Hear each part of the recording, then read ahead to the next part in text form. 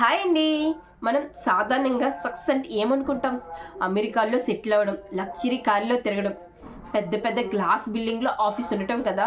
కానీ ఈరోజు నేను మీకు ఒక వ్యక్తిని పరిచయం చేస్తాను. కానీ ఆయన ఫోర్బ్స్ బిలియనర్ లిస్ట్లో ఒక్కరు. 50,000 కోట్లకు పైగా విలువైన కంపెనీకి బాస్. కానీ ఆయన ఎక్కడ ఉంటారో తెలుసా? ఒక చిన్న పల్లెటూరులో చిన్న పరద లాంటిది కట్టుకొని పొలాల్లో తిరుగుతూ సైకిల్ మీద ప్రయాణిస్తూ కనిపిస్తారు.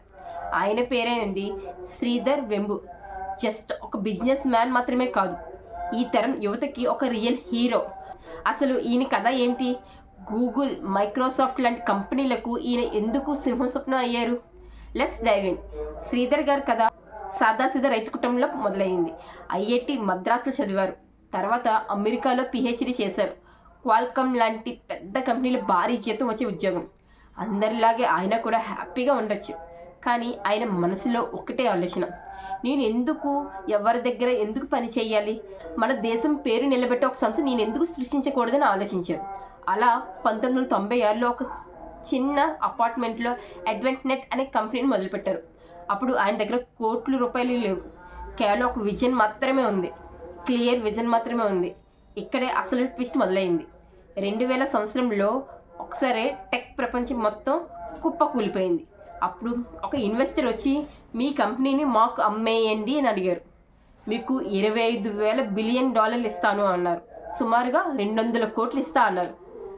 కానీ శ్రీధర్ గారు ఆ కాలంలో 200 కోట్లు అంటే మామూలు విషయం కాదు. కానీ శ్రీధర్ గారు ఏమన్నారో తెలుసా? సారీ సార్, నా కంపెనీని అమ్ముకుంటే నా బిడ్డని నమ్ముకున్నట్టే అని చెప్పన్నారు. ఆ ఆఫర్ని మొహం మీద కొట్టినట్టు తిరస్కరించారు. ఆయన డబ్బు కంటే తన కళకి ఎక్కువ విలువ ఇచ్చారు. అదే ఈరోజు జోహో అనే మహావృక్షంగా మారింది. అందరూ హైదరాబాద్, బెంగళూరు లాంటి సిటీల వైపు పరుగులు తీస్తుంటే శ్రీధర్ గారు మాత్రం ఆఫీస్ని తమిళనాడులోని తెన్కాసి అనే ఒక మారుమూల గ్రామానికి మార్చారు. మిగతా స్టార్టప్లు ఇన్వెస్టర్ చుట్టూ తిరుగుతూ ఉంటే ఆయన ఒక్క రూపాయి కూడా తీసుకోలేదు. మనం మన కాళ్ళ మీదే మనం నిలబడాలి అన్న ఫిలాసఫీ. ఇదే నేటి యువతకి చాలా అవసరం. టాలెంట్ అనేది కేవలం సిటీలోనే ఉండదు, పల్లెటూరులో కూడా ఉంటుందని ఆయన నమ్మారు. అందుకే అక్కడ జోహో స్కూల్స్ని స్టార్ట్ చేశారు. ఇక్కడ విశేషం ఏంటో తెలుసా? మీకు డిగ్రీ లేకపోయినా పర్వాలేదు, 10th క్లాస్ చదివినా పర్వాలేదు, మీకు నేర్చుకోవాలని తపన ఉంటే చాలు, వాళ్ళే ట్రైనింగ్ ఇచ్చి సాఫ్ట్వేర్ ఇంజనీర్లుగా మారుస్తారు. ఈరోజు జోహోలో పనిచేసే 15% మందికి అసలు కాలేజీ డిగ్రీలే లేవు. ఇదే కదా రియల్ ఎడ్యుకేషన్. ప్రపంచవ్యాప్తంగా సాఫ్ట్వేర్ అండ్ మనకి గూగుల్, మైక్రోసాఫ్ట్ మాత్రమే గుర్తొస్తాయి. కానీ ఈరోజు 10 కోట్లకు పైగా యూజర్స్ జోహోను వాడుతున్నారు. ఆశ్చర్యకరమైన విషయం ఏంటంటే శ్రీధర్ గారు ఇప్పటి వరకు ఏ ఇన్వెస్టర్ దగ్గర ఒక్క రూపాయి కూడా తీసుకోలేదు.